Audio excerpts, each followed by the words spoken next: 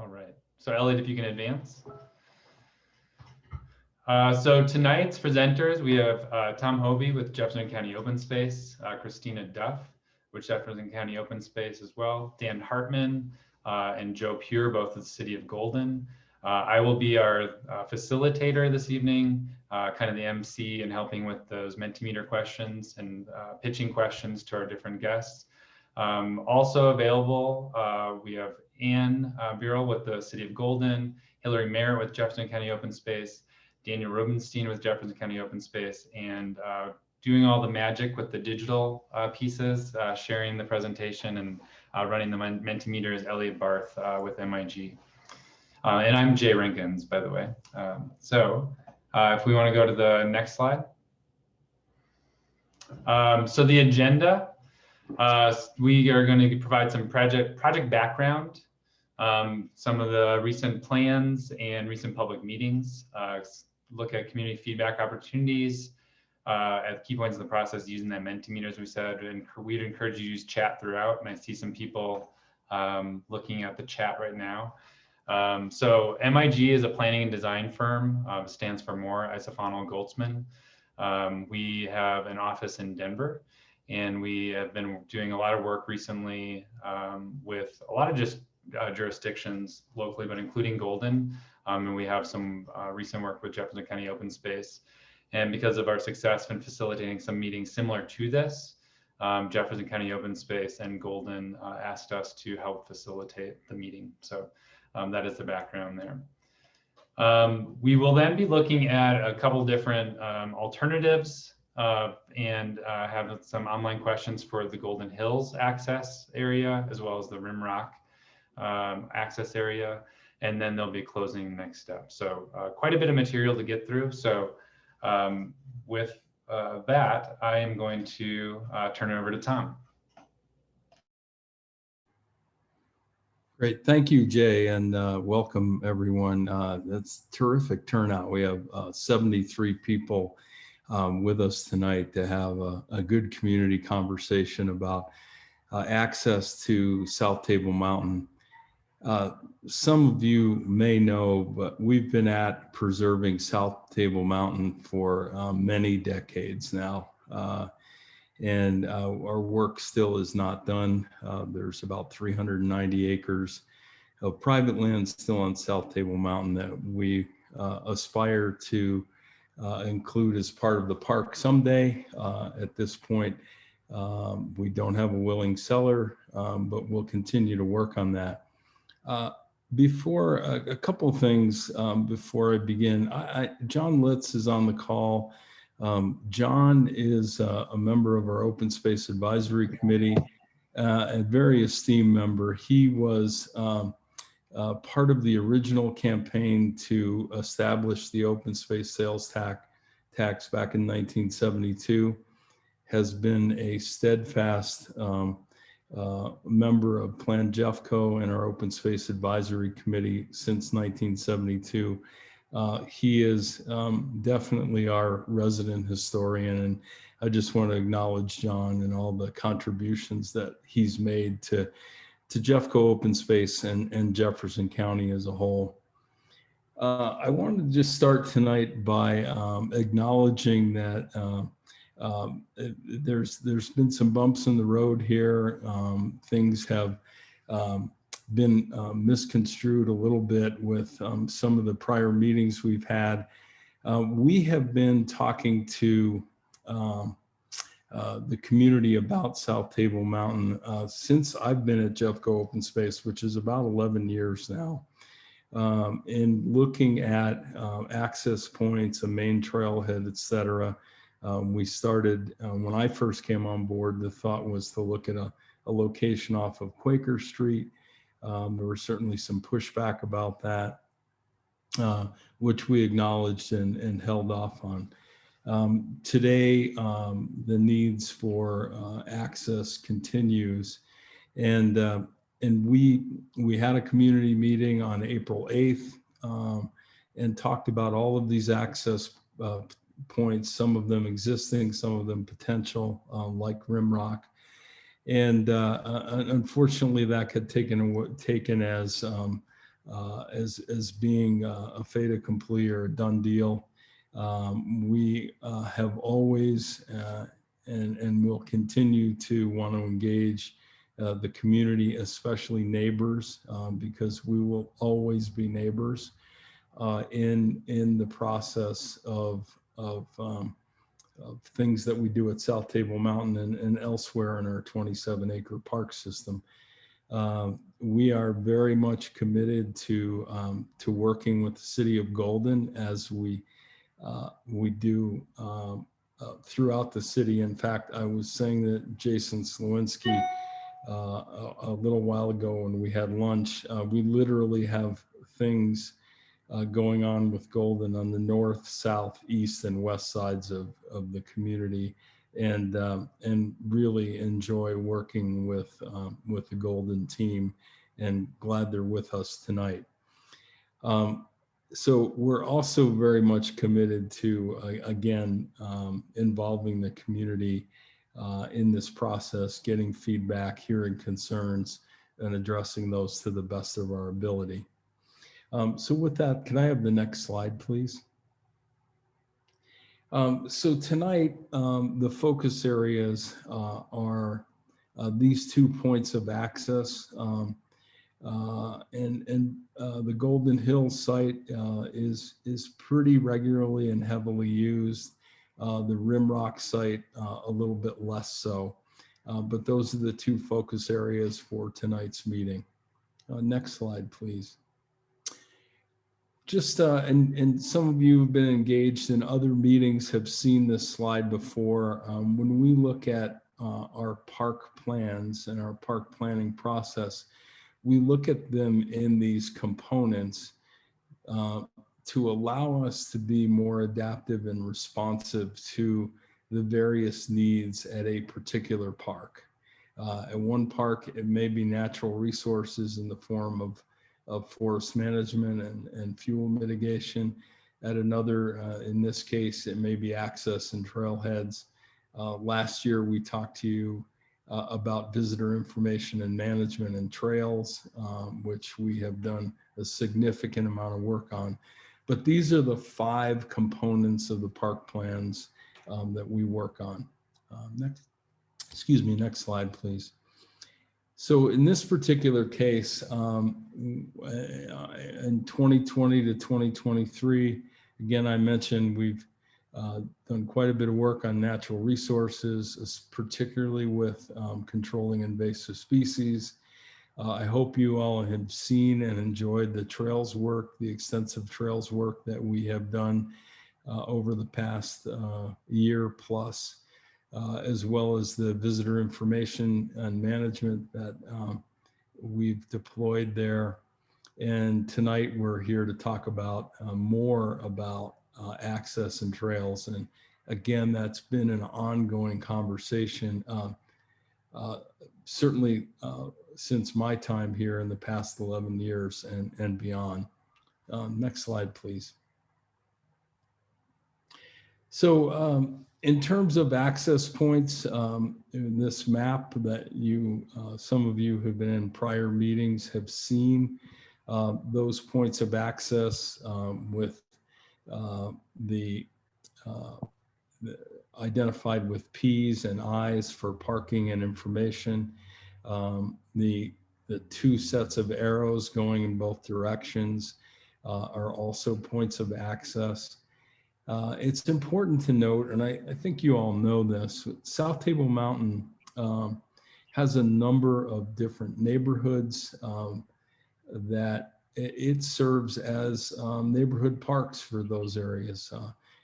Applewood, Denver West, Pleasant View, South Golden, the city of Golden, and more. So there are a lot of points of access. It's enjoyed daily by folks like you all on the call who go up there and hike or bike or walk your dog or ride your horse, whatever it may be. So those are the various points of access around South Table Mountain. Again, tonight we're here to talk about the Golden Hills access point and the Rimrock access point. Next slide, please.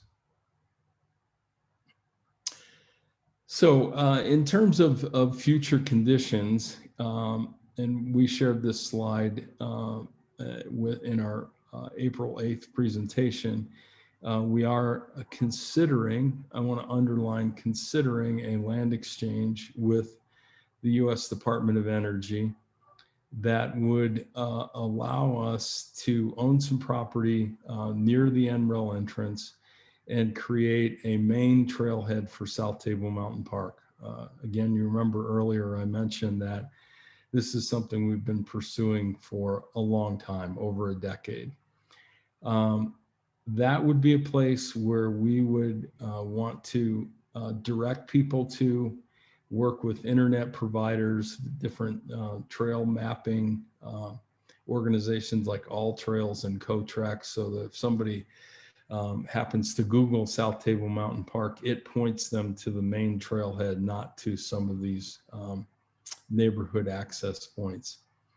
And as part of the DOE land exchange, we would get a trail easement on that south portion of South Table that's shown as the T-Rex Tooth Trail, just below the State Patrol track there. So to allow for some nice connectivity along the south side of South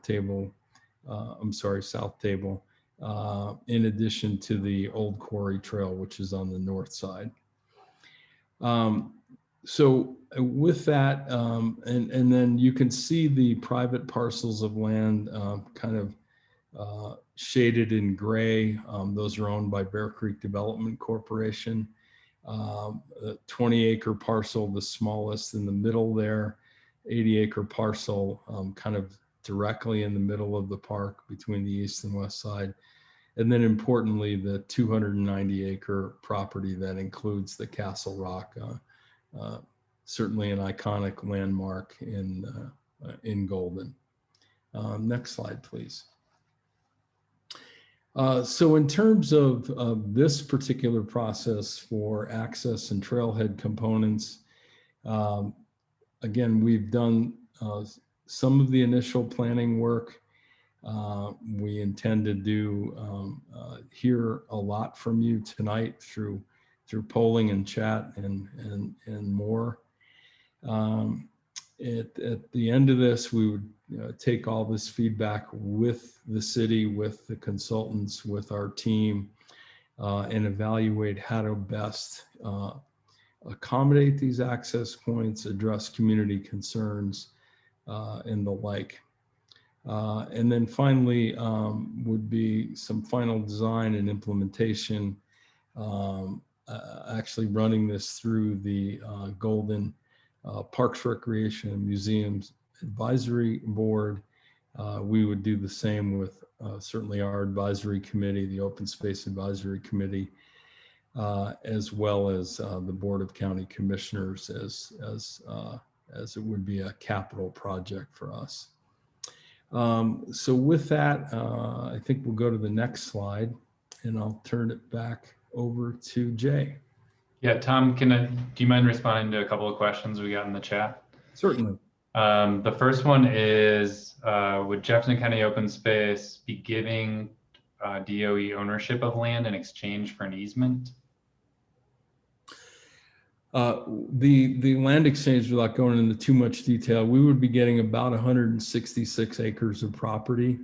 156 of that is property that we have a conservation easement on the mesa and the slopes of the mesa on the east side. We would further protect that property by owning it versus having the conservation easement on it.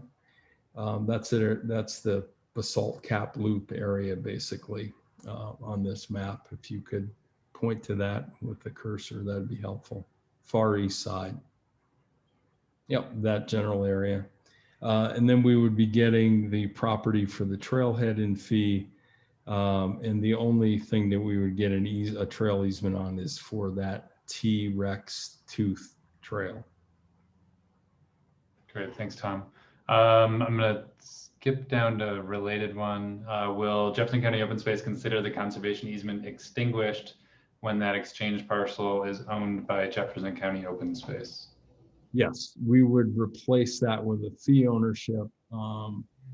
There's no need to have a conservation easement and our ownership. The property is, again, would be more protected through our fee ownership. Okay, great. And then combining a couple here, there's a question about current visitors per day for South Table Mountain. Where are we in terms of maybe a potential limit for that? And are there considerations for future growth related to the projected use? Yeah, it's challenging to estimate and control visitation to South Table Mountain Park for the reasons that I mentioned earlier. We have 9 points of access right now from various neighborhoods. And it's difficult to, and in fact, even with some of the reservation systems that we're considering piloting next year, we would continue to want to allow those who got to a particular park by bicycle, by foot, by public transit, by ride shares, et cetera. We would want to continue to allow them to access the park without a reservation. It would be primarily what we're looking at is for vehicles, which is really the challenging piece for us. Jay, I'm sorry, I'm not sure I answered the whole question. And then thinking about future growth, are we sort of expecting a lot of new visitorship based on growth in the area? We have to anticipate that. Since the pandemic, we estimate that our visitation has gone up about 1.5 times. So we're about 1.5 times the visitation we were before throughout our system. Others in a survey that was done by the Leave No Trace Outdoor Ethics Foundation of public land managers found that it was most public land managers are estimating about 1.41 to 1.42 increase in visitation. So 1.4, 140% visitation levels. So we do anticipate that with the growth of the Denver metro area, with this idea of people wanting to play close to home, feeling like they have less time, less financial resources, and not wanting to deal with I-70, which continues to get more and more congested every year. Mm-hmm. 2 more, and then we're going to go to the Menti Meter and get a handle on who we all have with us this evening. So one was, do you think that if parking was better managed at each of the access points, would it allow you to control or better control the volume of visitors?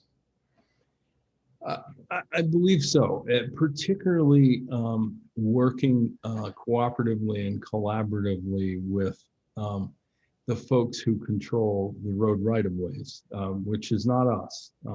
That's the City of Golden, Jefferson County Transportation and Engineering, in other cases, Colorado Department of Transportation. Not the case here, but those are all organizations that we need to work closely with, in addition to local law enforcement, be that City of Golden Police Department or the Jeffco Sheriff or other jurisdictions.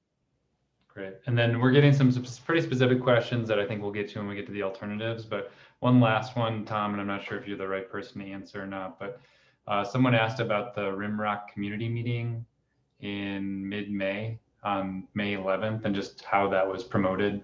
I'm not sure if you have the answer to that or not.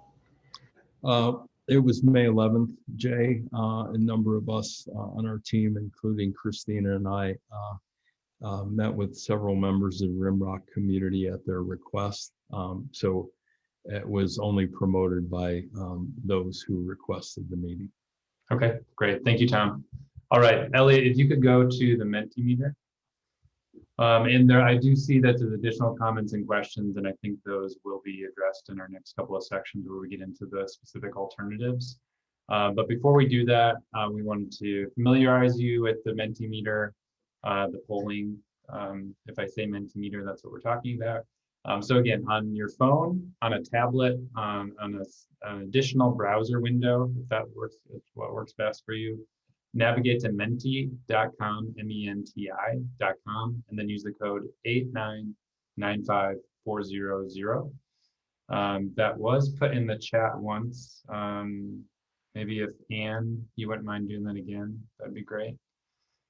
And then this will be made available on Guiding Golden. So the same thing that you're interacting with this evening will be available until July 2nd to get additional input. So we have, as Tom pointed out, amazing participation this evening already, but we expect that there's a lot of other people who would like to chime in. So please promote this to your neighbors, to your friends, to other folks who may be interested. If you want to go to the next slide. Great.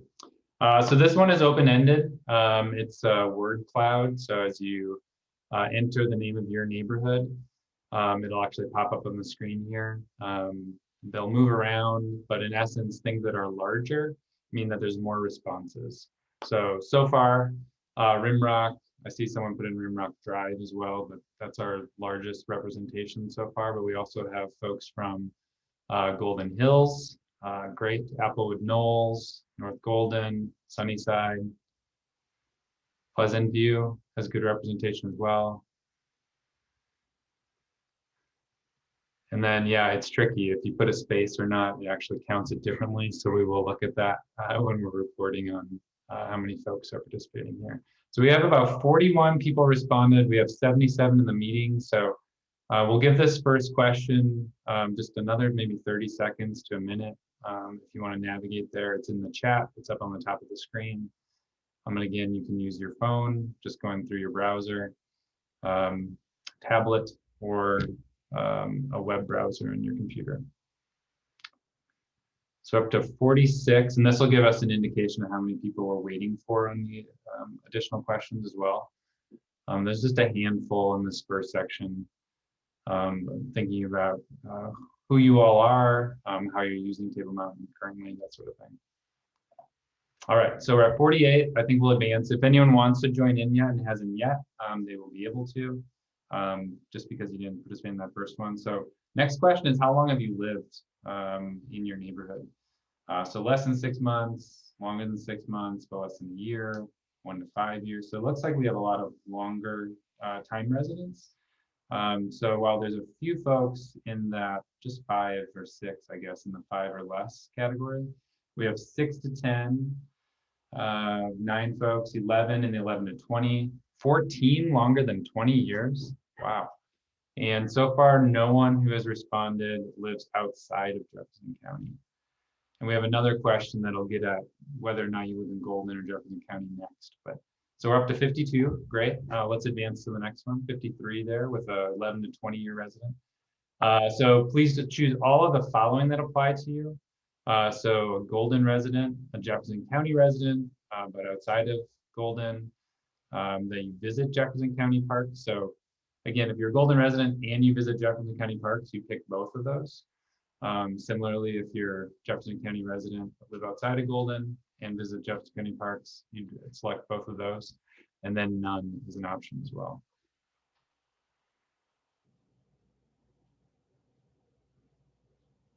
Oh, it sounds like it doesn't allow us to. It's only letting folks select one. Yeah. Okay, well, sorry about that, everybody. So try, I guess if you have not, well, everyone looks like they responded. So most folks responded about where they live, probably because that was the first portion. Apologies there. We do have additional questions about your usage of the park, so we'll see those in just a moment. So we're up to 57, 58 respondents, great.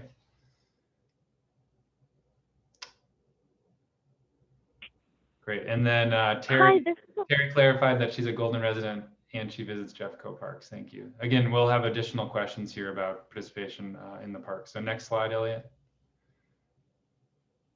This is Elizabeth. Can you hear me? Yes, I can, Elizabeth. Great. I'm at work, but I really wanted to chime in and voice a concern that I have. Is that acceptable for this moment? Is it about a specific access point? Because Yes. we'd really like to wait until we get to those alternatives for that. Is that okay? Okay. Well, not really, because it just means that I can't be present for it, but that's okay. You need to They jump love off me. the meeting. Is that what you're saying, Elizabeth? Yeah, I'm at work and I gotta get to work. I gotta get back to work. Okay. Do you want to share your comment? And then for everybody Yes, else, we thank will be you. showing the alternatives and then facilitating more input via the chat and Menti Meter. But go ahead, Elizabeth. Thank you. Great. Thank you very much. I would have typed it in the chat, but I'm on the phone, so I can only talk. This is Elizabeth. I live on Quaker Street. I've lived in our home since 1996, so I've been there for a long time.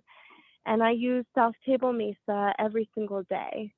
And I just want to voice that Quaker Street keeps getting busier and busier and busier. And it's a neighborhood. And so putting a big parking lot or more parking access at the top of Quaker concerns me. One, we have a lot of kids in the neighborhood on Quaker Street, and it's already a busy road. So my thought was maybe it might be nice to have additional parking over kind of behind the Fox Hill Apartments towards that access point for South Table Mesa. My main thought there is that it's less of a neighborhood right behind the Fox Hill Apartments. It's also closer to South Golden Road and closer to Golden. So that was a thought. I wanted to voice it, and thank you for letting me jump in and speak. Yeah, thank you, Elizabeth. And thanks for taking the time out of work to call in. Appreciate it. Well, it's important. So thank you. Great, thank you. All right, so back to the Mentimeter results here. So it sounds like in the chat, someone said that this one is also allowing one response. So hopefully folks pick the one that they use most often. And we can adjust that before we put this on Guiding Golden as well to make sure that there's multiple responses.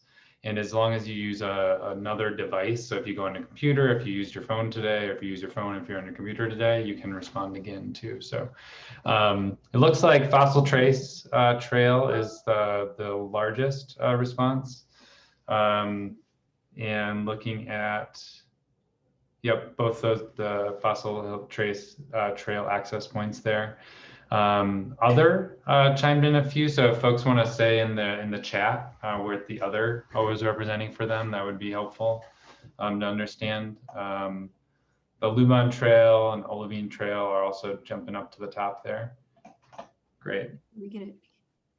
And then if you can go to the next one, Elliot. Yeah, there. So we wanted to know what mode of transportation you use most often when you're utilizing that preferred access point to South Table Mountain Park. So thinking about that trailhead access that you mentioned in the previous, or responded with in the previous question, how are you getting there? So walking, bike, car. So most of our respondents so far, I think our max response was 58 people. So we're getting close to that. So about 35, 36, 37 walking. One person indicated they don't have access to the park. 7 driving, 9 biking.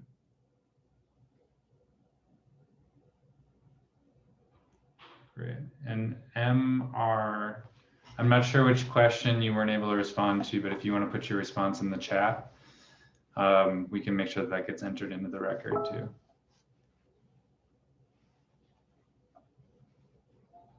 Rimrock Drive access for Clifton. All right. Okay, so the majority of people who are participating today, I think, are within walking distance, obviously, or walking to access the park. We have next biking, a few folks driving, 7 out of our 59, and then 1 without access. And then MR said Olivine and accessing by foot. Great, thank you. All right. And is there one more in this section? Yeah. What are your primary activities at South Table Mountain Park? And then we'll get to presenting some of the alternatives.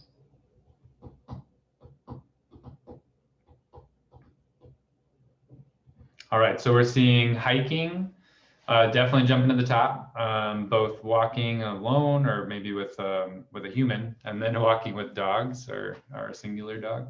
So far we got 34 responses there, 22 responses, but a lot of wildlife viewing, mountain biking, enjoying scenery, running, no horseback riding in this group.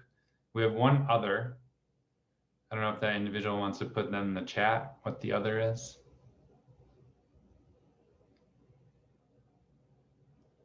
All right, so we're up to our 58 respondents. 59 now, great. And Chris explained the other, it sounds like, sledding there in the winter. Awesome. And then Samantha's weighing in the running. We had a couple other people weighing in with walking and hiking. So definitely our largest percentage is running, hiking. So trail use that way, mountain biking though, 15% as well. Wildlife viewing, enjoying scenery, and sledding. All right. I think that's it for that section. The Menti Meter, we'll be using that again. So ideally don't close that browser, but you can access that again. And we're going to turn it over to Christina to talk about our first set of alternatives. Hey, thanks, Jay, so much. And good evening, everyone that's here. Happy to be presenting our options for parking alternatives. We're going to start with Golden Hills. So if we can go to the next slide, please. Okay, so what we're looking at, the existing condition here is our access point at Golden Hills that's just east of Salvia, and it connects up to the Fossil Trace Trail. So right now it has 8 parking spots on a dirt lot that is not striped. This is within the unincorporated Jefferson County jurisdiction, and Golden's jurisdiction is just west of that. So based on the feedback we've received here at Open Space by our observations, also feedback that our transportation engineering department received, we've got some congestion of overflow parking concerns here with a lot of individuals parking along Golden Hills Road, parallel parking there. And it's a pretty narrow area. So there's definitely a need for additional parking. Also, given the narrowness of this road, the 2 alternatives I'm going to show you are both off street versus an on-street parking option, like parallel parking, for example. So with these 2 alternatives, there are a few common features. The parking spaces have been moved slightly to the east. This is going to provide some more distance to the house immediately to the west. The trail is going to extend to the west side of the parking area. It's also going to extend along the north side of all the parking spots. And that's to prevent people from having to walk behind cars and creating an unsafe condition. The amenity improvements that we're looking to add to this area, it's a kiosk, so an information kiosk, as well as a bike rack. And this would be used for folks that might take their road bike to the access point and then want to hike for a while. In both of these alternatives, the parking area is going to be paved and it's going to be striped. And that's going to address some of those comments that we received about erosion controls. So in this first alternative, alternative A, we're looking at 90-degree head-in parking. And this shows an extension of the existing parking lot, which will include up to a total of 20 spaces. And you're going to notice, again, that dash line of that trail extension, that's the black dash line for your reference. And so these parking spaces are 20 feet deep, 9.5 feet wide. These are deep spaces, and this is in order to provide folks with enough space. Let's say if you have a pickup truck with a bike rack, we're going to have a little bit more space to give you some room. And this design reflects the current alignment and your anticipated arrival as a visitor. So that way you can either pull in, for example, back in if you prefer to do that at that 90-degree angle. This supports an approach from either direction. So for visitors that are coming from the east off of Quaker Street or from the west on Golden Hills Road through the neighborhoods. If we use this alternative, the sight lines are best when you're pulling into the spot. So you're coming into the parking area. So these are some of the details about this alternative. We're going to go to the next slide. We'll talk about the other option. Okay, so this is the difference here. This is a back-end angled parking design. There are a total of 17 spots. This is actually the safest design under consideration because it provides the safest sight lines as you're pulling out into traffic. And another thing to think about with this one is if you're opening your car doors, you're going to let your kids out, your dogs out towards the park versus towards traffic. So these are some safety considerations. The specifications we're using are what Golden has used in other places to some success. So they're 19 feet deep on angle and 9 feet wide. Now, this design is directional in nature. And what that means is visitors are going to pull out of the space headed to the west. So if they want to leave to the east, let's say to Quaker Street, they're going to need to turn around. And so the design would include a turnaround. Now, there are some concerns about that. So for example, wanting to avoid folks using driveways to do a turnaround instead of using the designated areas. And there's also the potential need for a reliance on enforcement to make sure that folks are backing in as they're supposed to, and also that they're not utilizing the turnaround as additional parking spaces. That could impact the rest of the flow to people. So those are the two alternatives that we're looking at. We're going to move to the next slide and get your feedback on what you think. Christina, a couple questions, I think, before we get to the Menti Meter. Yeah. I think two big categories. One is, I think several people are asking whether is parking going to happen here one way or the other? Like, will one of these alternatives be implemented? Yeah, so we need to make improvements here. We're having a lot of concerns. We really want to respond to the neighborhood that's been impacted adversely by the overflow parking. We're also addressing transportation engineering has reached out to us quite a bit to try to figure out if we can come to a solution. So as Tom mentioned previously, we're really hoping to redirect people away from the Golden Hills area through the online engagement, because we have found that sometimes if people Google South Table Mountain, they're directed to Golden Hills. So we want to improve that behavior, but also we've gotten a lot of feedback that folks that are used to this area want to stay in this area. So we're not going to be able to change everybody's behavior. So yeah, we need to have some improvements here. And you mentioned signage related to angled parking appropriately, but people were asking about additional signage related to no parking along the road outside of the designated parking area, maybe directing people to the main parking area. And I think those were the main ones. Sure. If I could jump in and answer something that actually I should have covered earlier in my introduction. There are very limited opportunities to provide access and parking at South Table Mountain Park. This is one area, Rimrock's another, obviously the Denver West Trailhead is another, one that we hope will be a main trailhead. And so we do need to be able to provide access to the extent that a particular location can accommodate it. In terms of no parking signage, I think that's what's being referred to. We would need to work with, again, those folks that control the road right of way. In this case, it would be our transportation engineering folks. And if you would like to see that, I would encourage you to comment on that in the chat. And we can take that feedback to our transportation and engineering folks. Of course, when we get to Rimrock, the City of Golden will be the applicable organization. Great, thank you, Tom. Yeah, and just to acknowledge the chats that are already showing up on that front. People have talked about no parking signs along the street, directing people to maybe come back another day if the parking is full. really making sure that we're directing people away from the neighborhoods. And I think those are the big ones. So then one last question for you, Christina, before we go to the Menti Meter. Okay. A couple people asked about the turnaround and whether that was pictured or not on this alternative. And if it's not, where would that be located? So it's not in this image here, but it would be located within our ownership. So we're pretty a fairly limited area. So we would work with with engineers to determine where it would be best designed. I would assume it would be by the trailhead to the west, but I can defer to maybe Daniel, who would best know this about the design work if he's available. Yeah, we haven't really discussed where that turnaround would be, and that's really specific to this back-end angled parking scenario. So if we see enough, polling for this back-end angled parking scenario, working with transportation engineering to kind of talk about where that turnaround could exist it would be the next step.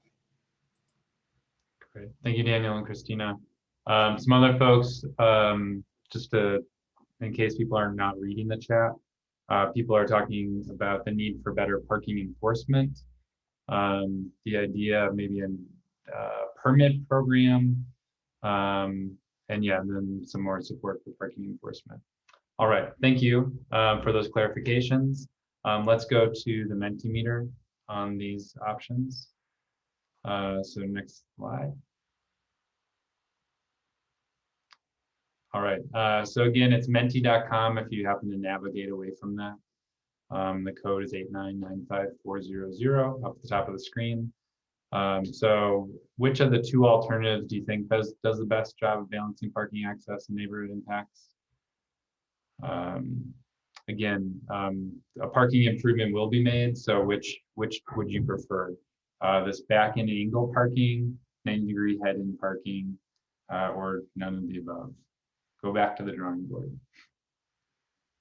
So far it looks like 90-degree head-in parking is kind of rising to the top. As Daniel had noted, that would not require a turnaround. So maybe, fewer impacts that way. As we've heard in the chat, no matter what the preferred alternative would be, based on tonight's meeting and the additional input that we'll receive via Guiding Golden and other community outreach, we would want to see some work done in terms of additional signage, enforcement, so on and so forth. All right, so we have 53 responses. I think we peaked at 58 previously, so we'll give it just another moment or two. And then Christina, excuse me. I don't know if you want to respond. Tim put in the chat, he understands the idea of the additional trail on the east side of NREL. What about parallel parking between the two trailheads? I'm sorry, I missed that. Where was he looking for parallel parking?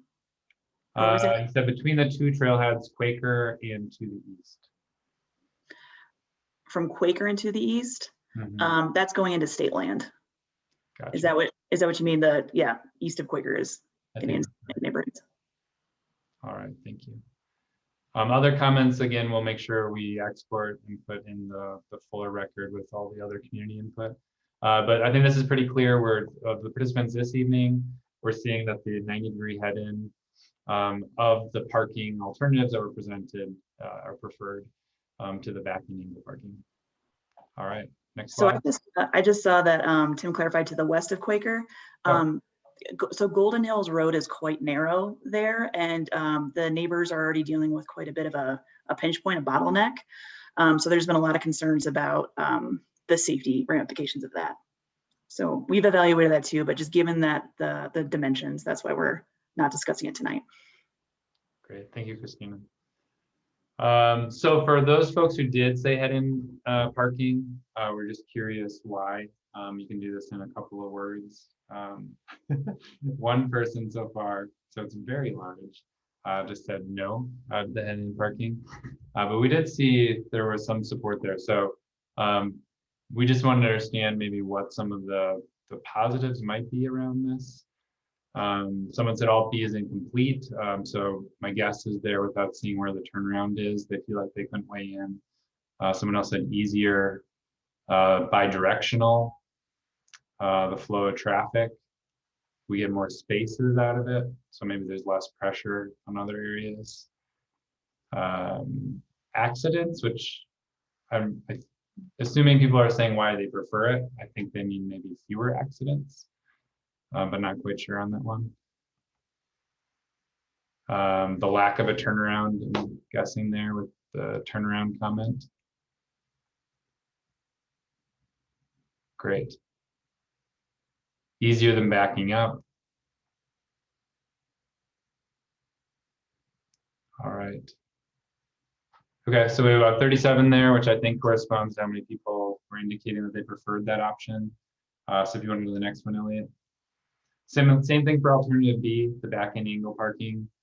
Obviously, fewer folks were preferring this, but for those who did, maybe similar to what we did for that 90-degree head-in parking, indicating why.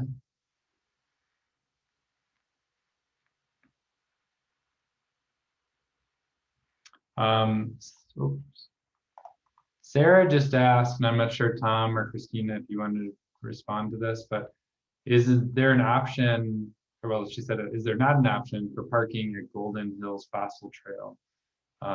It's what she called more off-street, meaning that there's actual like a parking lot off the street versus parking along the street.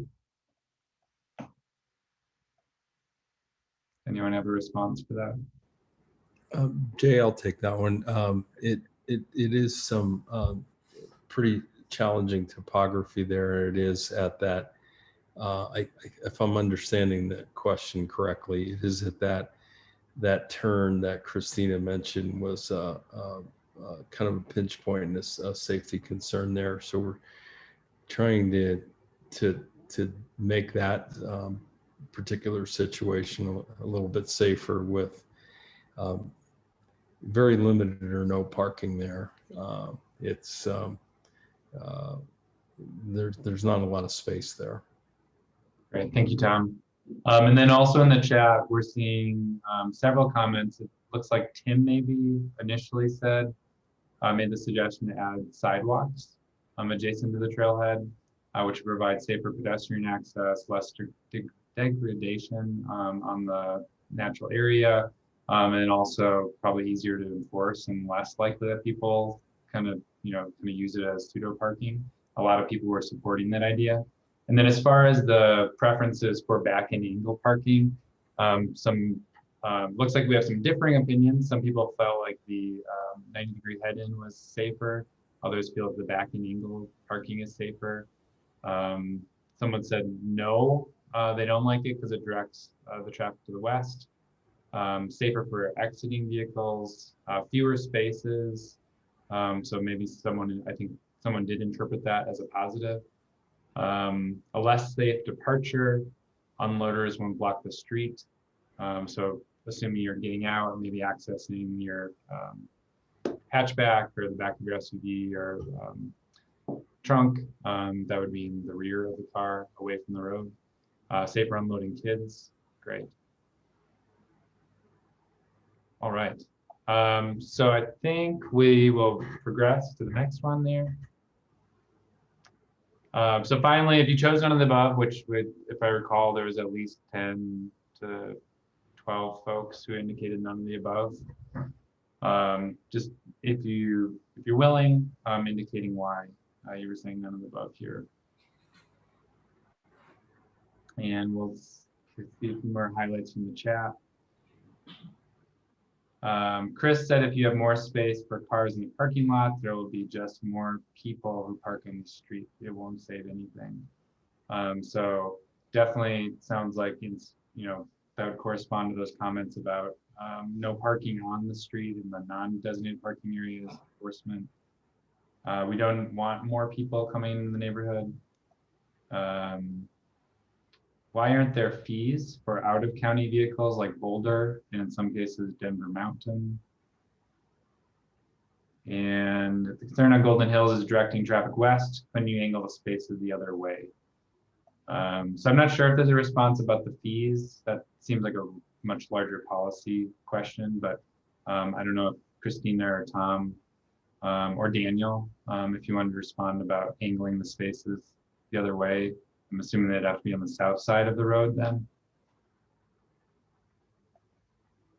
Yeah, so they'd have to be on the other side of the road, which we don't own. Okay, so that's an ownership question. Great, thank you. Okay, so in the none of the above category, we have someone who wasn't sure which was better. Someone said it's not broke, don't fix it.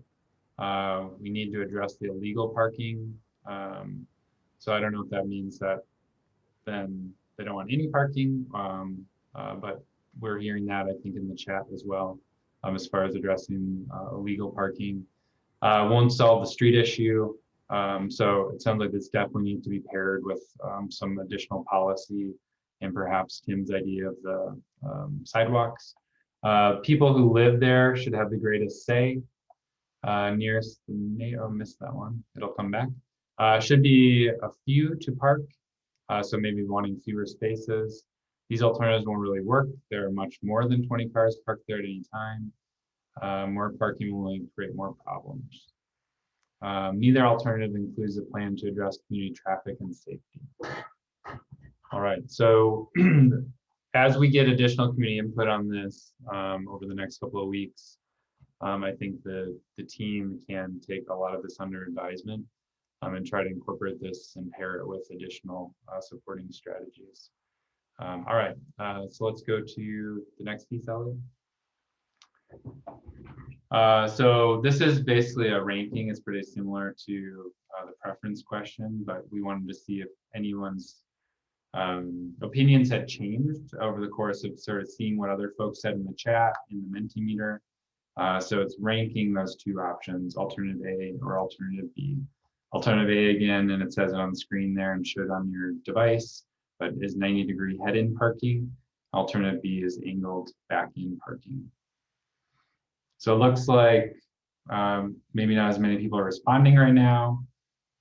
Tim is having to sign off. Thank you, Tim, for participating. But it looks like similar sort of proportions of response, at least, with the 90-degree head-in parking, getting the majority of responses there, probably close to about 75%. All right. Okay, so let's advance, Elliot. And that question, I think, should stay live. So if people want to continue to respond, they can. But at this point, we're going to turn it back to Christina, and Joe is going to participate here too, in looking at the rimrock alternatives. Thanks, Jay. Next slide, please.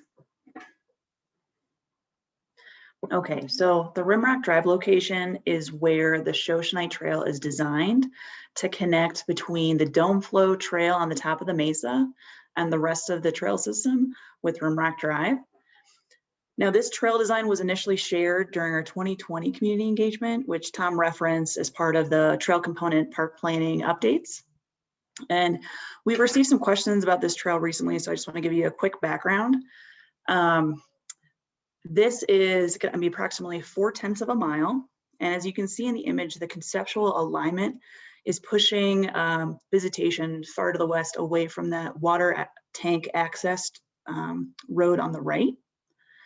Now, this is going to be a natural surface trail, and it's going to be sustainably built with switchbacks to prevent erosion, as some people had commented on. So with the designation and the construction of this new trail, we anticipate that there's going to be more pressure at this access area, and parking improvements will proactively address this increase. So right now, we don't have any designated parking areas on the west side of the park. As Tom had mentioned, this is one of our most porous parks with development completely surrounding it. So we've got pressure from all angles.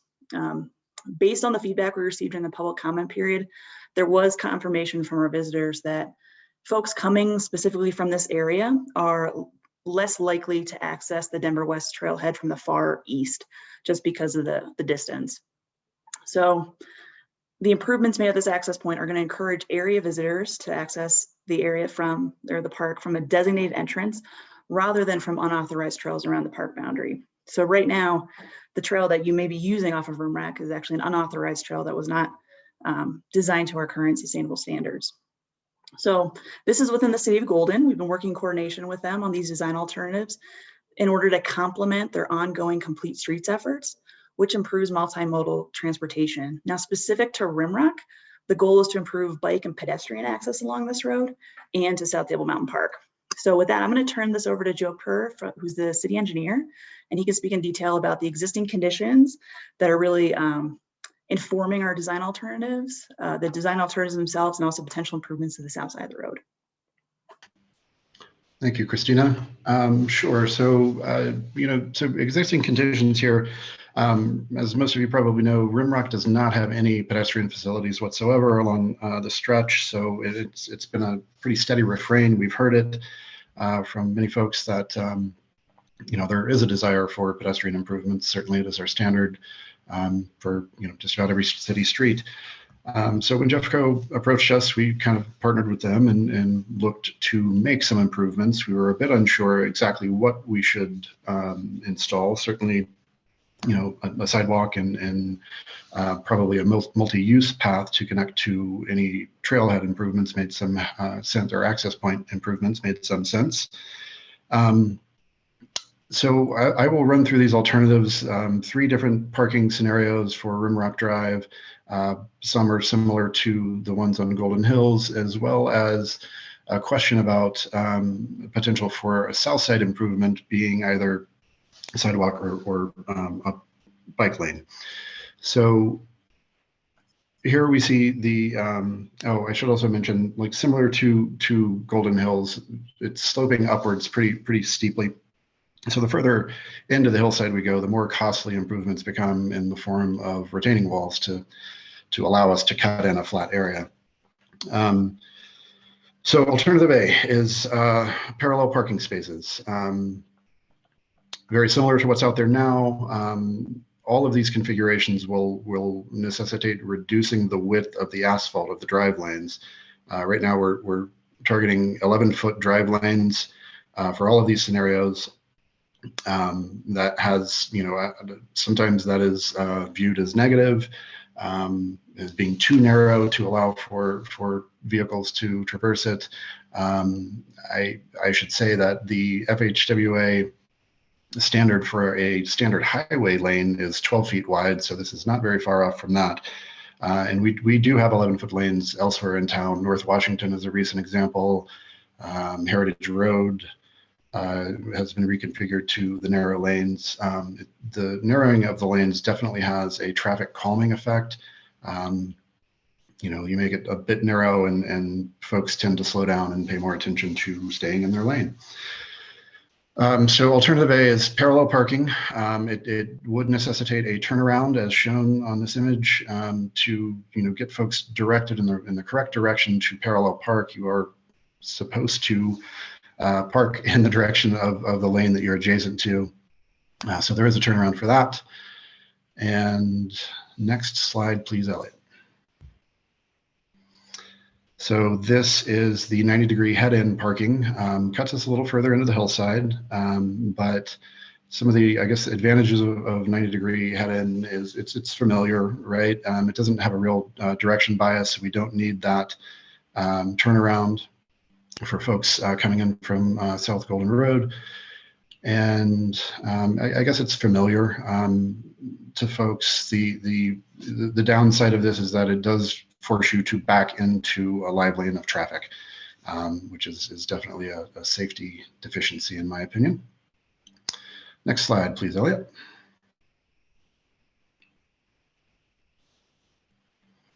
And so this is again the back end angled that you saw on Golden Hills. So a turnaround would be provided as shown. It does have that directional bias. In this case, folks would be pointed back towards South Golden Road, which may deter folks from wandering through the neighborhood to lessen the impact there. And definitely some safety benefits over your standard 90-degree head-in parking. Primarily, Christine has mentioned these. So as folks arrive to the park and go to unload their trunk to picnic or grab backpacks or what have you, they do it away from the moving lane of traffic and better protected from it. Additionally, safety, as folks are leaving, they have much better visibility of area traffic and, bikes, vehicles, et cetera. And I should also mention, in all of these, we're showing a 10-foot path on the north side. All of these scenarios or alternatives have that 10-foot path, and it kind of continues on into the neighborhood. Next slide, please, Elliot. So this is the question on what we should do with the south side. Would you prefer to have an attached 5-foot walk, or would you perhaps prefer to have a on-street 5-foot bike lane? This is a climbing bike lane. It's headed uphill.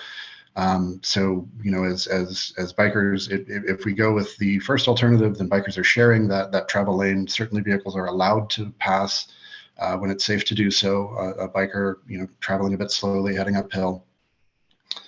Drivers are allowed to pass, and so this is really just the question: would you prefer a 5-foot walk or a bike lane on the south side? And that is all I have. So there's a couple of questions for you in the, well, there's a lot Sure. of chat on this one for sure, a lot of activity. Again, please keep it coming. A lot of mixed reviews around parking here in general. I would say most comments are saying that they would prefer to not have the parking, but folks are also asking some specific questions. So one was about the location of the parking, and if any conversation that happened with church property or the existing church parking lots. As far as a parking share scheme, I assume. So yeah, that's what people. I don't believe that the city has taken part in any discussions on park sharing from the churches. A lot of it is simply because there's a pretty big overlap. The heaviest use of the park system is going to be on weekends, and certainly the heaviest use of the church is going to be on Sundays. So a bit of an overlap there, and not really an ideal solution, in my opinion. Great, thanks, Joe. Also, the location of the parking, several people commented, they're wondering why maybe it's not shown further to the west, a little further down the hill.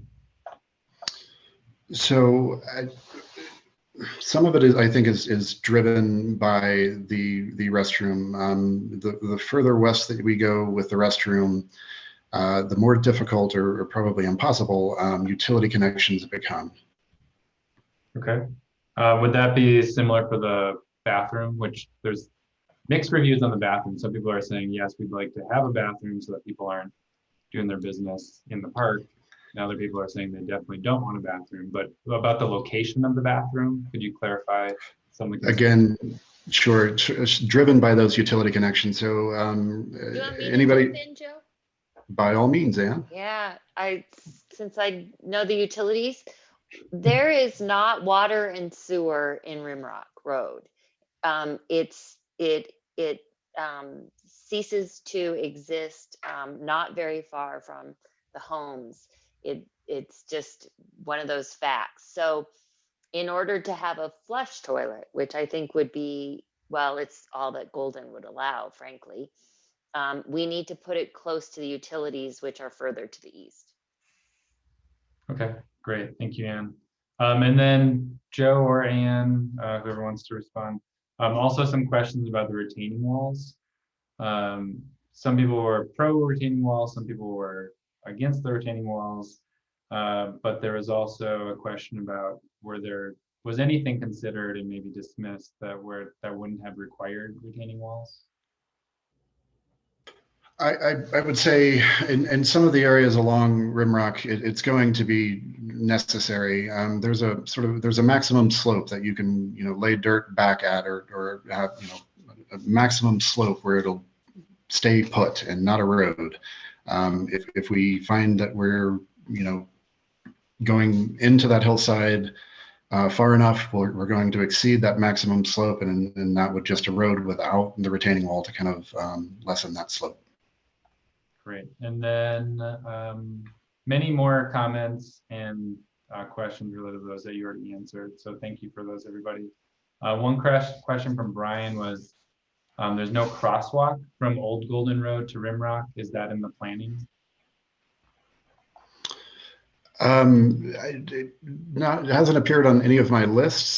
Certainly, if warrants are met, then we could very easily install a crosswalk there. Given the lane configurations on South Golden, it would be a bit more than just signs and paint on the ground. It would most likely end up being a rectangular rapid flashing beacon crossing. But the city of Golden has a manual that sort of dictates where and how we install crosswalks. So within the limits of that manual, that is certainly a potential. Great. Okay. And then, yeah, many more people weighing in on things that they don't want to see or do want to see. So let's go to the Menti Meter. Hey, Jay, would you mind if I offered a couple of thoughts on the restrooms? Please, yeah. First of all, building a restroom and maintaining a restroom is an expense, and we're open to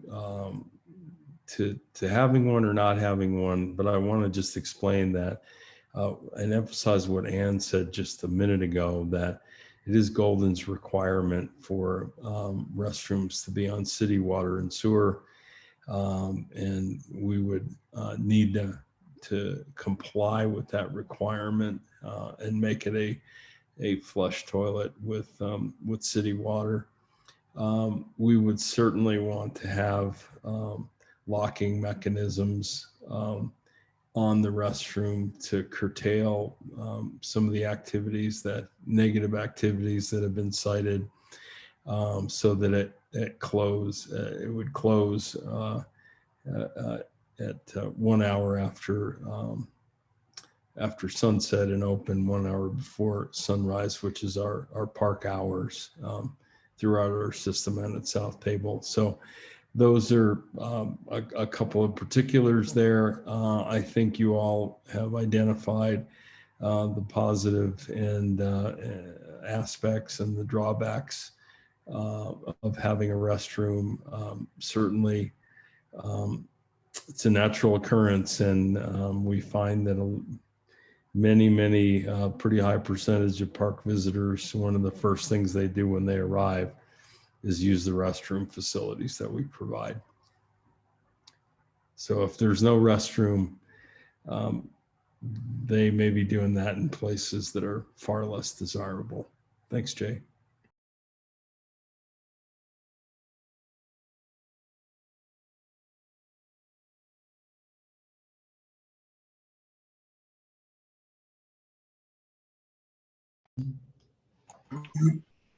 So first Menti Meter question here. Elliot, do you want to advance? So we looked at 3 alternatives for the north side of the road. And as has been pointed out in the chat, all of those at this point do include the restroom. But there were 3 different configurations of the parking, which is the difference right now that we're looking at. So alternative A is the parallel parking. Alternative B is head-in. Remember how many spaces each of those have. You don't want to do that, honey. Here we go. Alternative C is the back-in angle parking. And then we do have a none of the above option as well. So it looks like about half of folks so far are saying none of the above.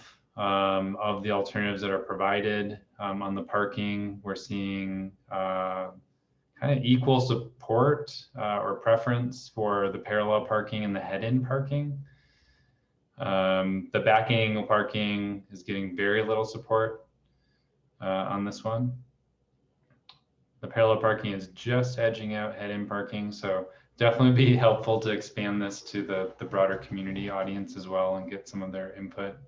Again, highly encourage you to promote the guidinggolden.com website and the materials that will be posted there and the survey to your neighbors. We want to hear from as many as possible. Yeah, about equal. I mean, slightly, obviously, preferred the alternative A, parallel parking. Oh, now actually head-to-head.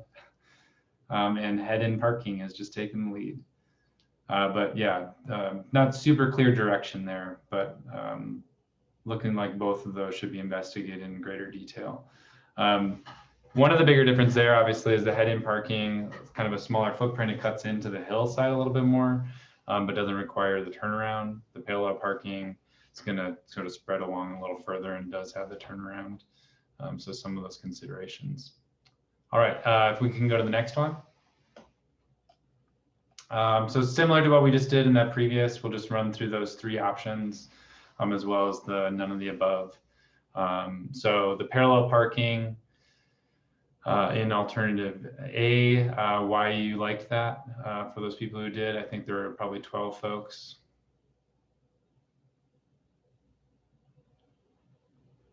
Yeah, thanks, Jaren, for putting that out. Yeah, none of the above, as I did state, had about half the responses.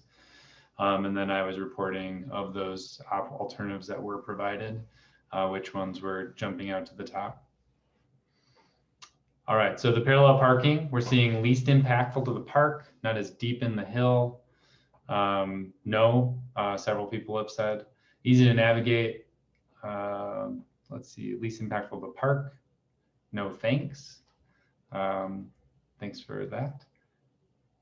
Easy to navigate. Someone asking, how do we stop this? Someone said that this makes sense.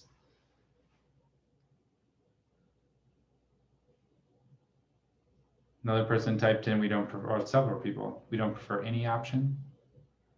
Someone said it fits the topography better, it's least disruptive, takes up less space again. Great, awesome. So let's go to the next one, alternative B, head-in parking. Why do you prefer that one?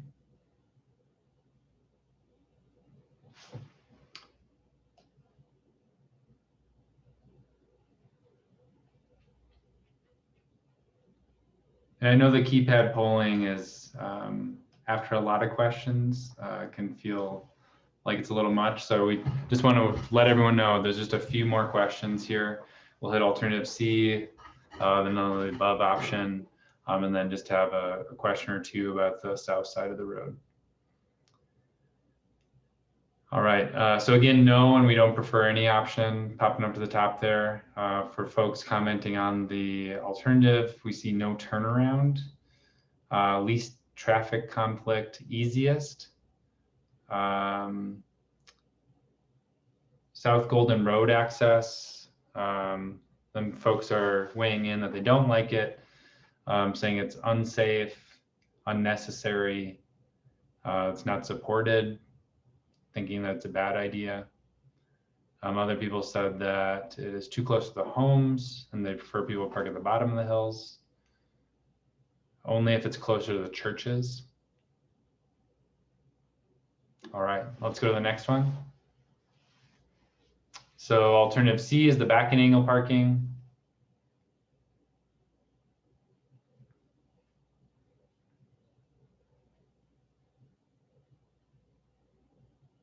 Great, and then while folks are typing in here, I'm not sure, I know Tom, you had mentioned there'd have to be coordination with some other departments, but Chris was asking if someone could recap what some of the options might be to limit the parking on the street outside of these designated parking locations. Sure. So, I mean, obviously, if there is a road narrowing on Rimrock Drive and we have 11-foot lanes, parking is precluded along Rimrock. It ought to be obvious to drivers to not park in a way that blocks lanes, but that has proven to not always be the case. And if it does prove to be the case here, then we would, deploy signage to prohibit parking on either side of Rimrock Drive. As far as if the question was more about parking bleeding into the neighborhood, the city does have mechanisms in place. It's a decision by council to implement parking prohibitions or parking permit systems. And if that begins to happen, it's certainly something that we would need to visit. All right, thank you, Joe. So alternative C, back and angle parking, again, no more parking. Someone hates back and angle parking. Someone tried to convince them that it's easy, you can do it. I don't know how those appeared right next to each other on there. Unsafe turnaround. In the chat, I also saw that someone thought that the turnarounds might be too small or unusable in both options or alternatives A and C, and some worry that people would drive up onto the sidewalk. Obviously, that could be engineered to ensure that that would provide adequate turnaround, and would have to be done so before constructed. Someone weighed in and probably did on the others, no toilet. Someone thought that this was the safest. Someone said that it won't back in. So maybe a thought that people would be coming eastbound and just kind of pull in head first there, kind of crossing traffic. Traffic comes from the west. Yeah, so in this particular alternative, that turnaround would have to be used before parking. And yeah, it seems like there's some concerns of whether or not people would actually do that. And I should say that, you know, that there is a learning curve with the back and angled. It's relatively new. We're starting to see a lot more of it.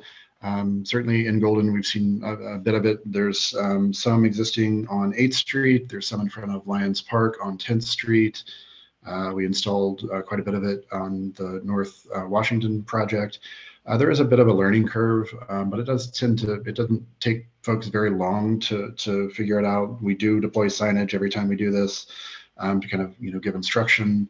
And honestly, folks, you know, backing into an angled spot is certainly much easier than backing into a tight parallel spot, is another one of the advantages of the back and angled.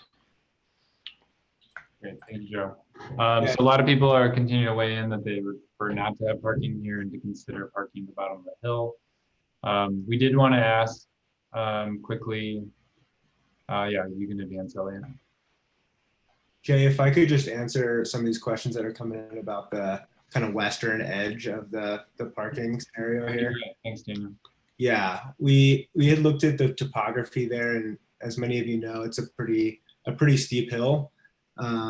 It's like, I think it's 9.2 to 9.5%, almost reaching 10% down by close to the church. And if you have head and angled parking, door swinging would be a pretty big issue on that slope. And then also max slope for the ADA, American with Disabilities Act, is 5%. So it's well beyond that. That's why the parallel parking scenario shows it much further down the west side, because that's really the only acceptable parking scenario on that type of slope. And so we had kind of played around with alternatives on that west side, but they require much larger retaining walls, like we saw on the eastern side. You know, 10, 14-foot retaining walls to make something happen down there. Okay, thank you, Daniel. A couple of people said, go for it. Anyways, and we have one offer to help dig if some option like that were taking that on. So of the none of above, as had been pointed out, that was the majority responsible in this one. Why? We have why put parking here would ease traffic in other neighborhoods. The neighborhood already gave feedback. It's been ignored. No toilets at this trailhead. Why put a toilet in a neighborhood? Move the parking lower on Rimrock and delete the bathroom idea. Someone said because adding parking along Rimrock Drive only creates more congestion in traffic. We do not want bathrooms. What's driving this? Legal parking is not addressed. So yes, you're right. In the drawings currently, the parking on the street in non-designated areas is not addressed in these initial design concepts. As we said, we'll definitely make sure that that's considered moving forward.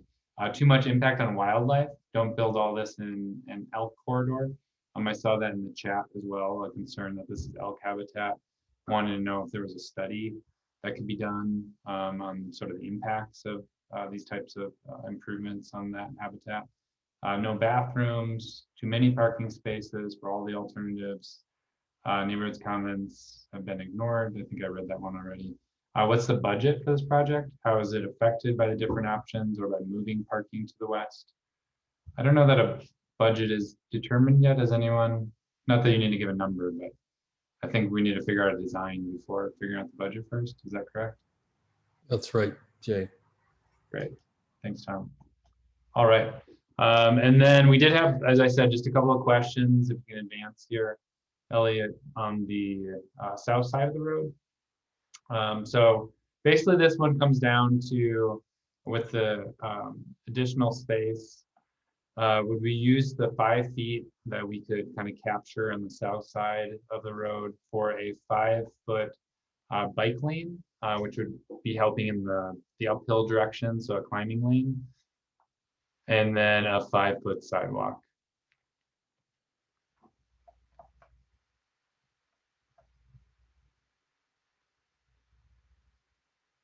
Okay, so for those who are choosing to weigh in here, which we have 18, 19 people here.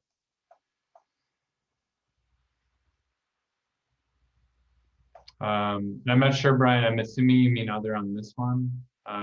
So if you have an idea for how to use those 5 feet, I guess we don't have the question here, but maybe you want to put in the chat.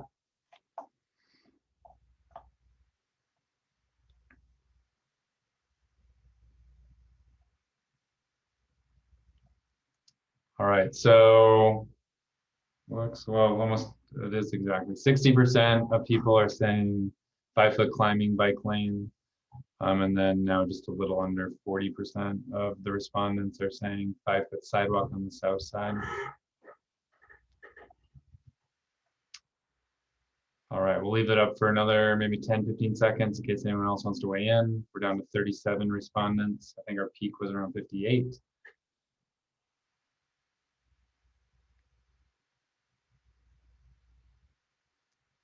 All right, Elliot, do you want to advance? Okay, thank you everybody for participating in the Menti Meter. Hopefully you found that easy. We also got a ton of chat comments, so we'll be exporting those and sharing them with the design team. And with that, I will turn it over to Tom and Dan to talk about next steps.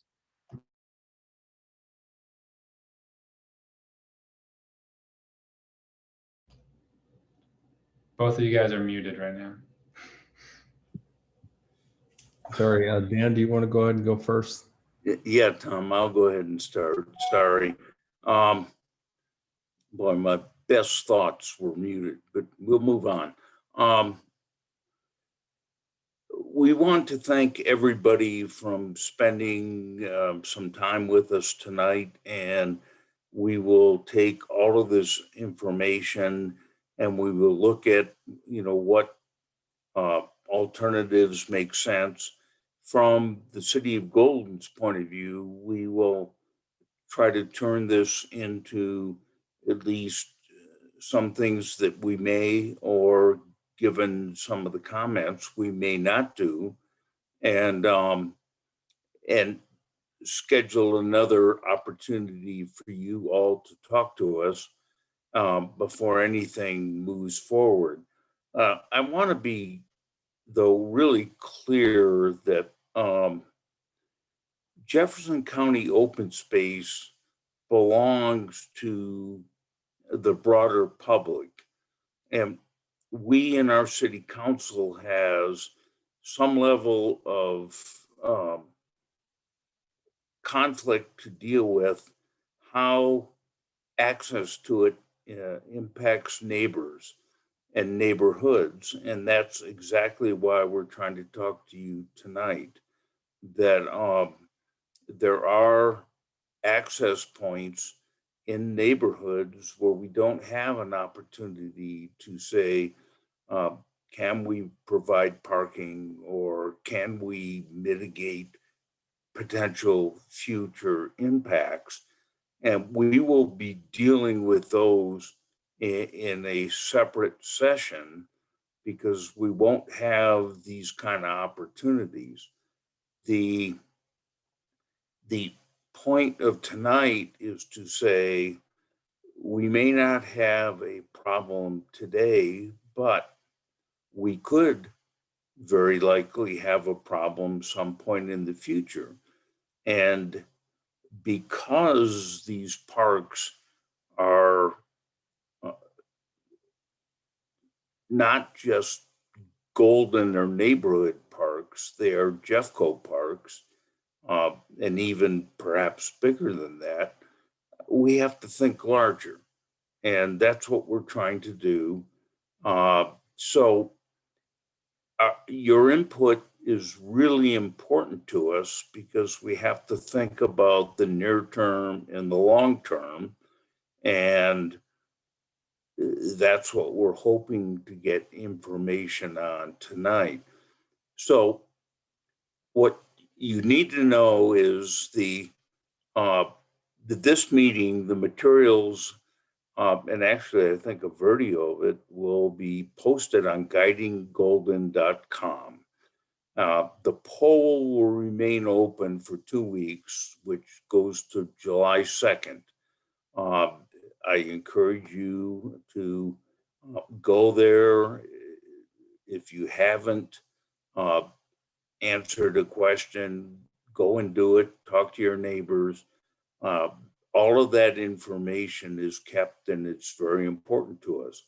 You will probably see the results from tonight in a day or two, and then those are preliminary results. And as we get more input from Guiding Golden, we'll get the final results. And those will help us decide what is the right course for the city, for the county, for the neighborhood. So please go there. We will use that input. But one thing I do need to say is that we have a handful of other neighborhoods, and I know there's people that I've seen in chat from those neighborhoods that we do not have an option to do a parking structure or a parking area, and we can't forward think. We have to just mitigate what we have. And those are much tougher situations. And we will be having some meetings for those folks, and we're planning them now. Unfortunately, I can't give you dates, but these are tougher. They're harder for us, and we will be working on them with those neighbors. So if you are from one of those neighborhoods, please don't be frustrated that you were not, your particular problem was not addressed tonight. We are aware of them. We are looking at them. We are looking really hard at opportunities because they are much less. So watch for those. On the other hand, everyone, please give us your input. Somebody just put a post up parking structure. No, nobody's thinking about that. That's my bad phrase. So please give us your input. It helps us. And I would ask you all to think that years from now, we will have less opportunities. And what can we do? What are the ideas that make the most sense for today and for the future? And I thank you all very much for showing up tonight. But what I want, I guess, one thing to leave you with is this is not neighborhood or golden property. This is Jeffco property that Jeffco residents have all the right in the world to access it. And we're just trying to accommodate them in the best way we can. And yes, you are all residents of Jeffco, but you are not special residents. So please think about it. How do we handle this and balance your neighborhood against the rest of Jefferson County? And thank you. Look forward to your input. Thanks, Dan. And First, I want to start with where I began at the beginning. It's wonderful to see so many people involved tonight, so much dialogue about this in the chat. So many different thoughts here. There's a lot to sort through. There's a lot of questions to answer. A lot of things to consider as we look at these two access points and others at South Table. There's some things that I think many of us are concerned about. Growth in the area and how that growth, at least from our perspective, how that growth impacts Jefferson County open space parks and certainly its adjoining neighborhoods. We often get one neighborhood saying, "Why don't you put it in the other neighborhood?" And it becomes a situation where we don't want to pit one neighborhood against another. We are interested in safe and equitable access to these lands that we all own.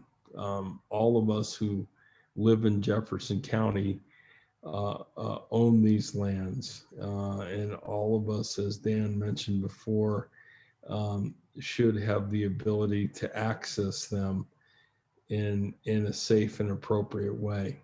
And I think that's exactly what we're trying to work towards here with you all and with the city, with other partners in the transportation and law enforcement world. What is a practical, workable scenario here? We certainly hear the concerns about that have been raised about traffic and parking and restrooms and those types of things. Frankly, those are concerns we believe we need to address together, because if we don't address them, we won't really be responsible service providers or stewards of public resources, public safety, and the like. So again, I want to emphasize that we are going for these particular access points, going to rely on the guiding golden site that Dan mentioned earlier. So please direct your comments there, participate, encourage others to participate in the survey. We'll link to the guiding golden site from our site, so we have one depository for all of this information. Again, thank you all for coming tonight. I'm going to turn it back over to Jay to conclude. Thank you, Tom and Dan. Thank you for all the comments. Jay, can I say one thing real quickly? Good, Dan. In the chats, there has been a lot of comments about alternatives and are there other alternatives? And I want to be really clear that we want to hear from the residents. And if they have an alternative that we do not have on the table, we certainly want to hear it. Great, thank you, Dan. So again, another opportunity to provide input, guidinggolden.com. I know we've said it multiple times, but highly encourage you to check that out, and then also encourage more of your neighbors, friends, others who'd be interested in this to participate. And we will be posting the recording of this meeting, the presentation, as well as the results, initial results of the Menti Meter. But again, that'll be open through July 2nd. So thank you all so much for your time this evening. We really appreciate it. We look forward to coming back to you with some additional solutions. Have a great night.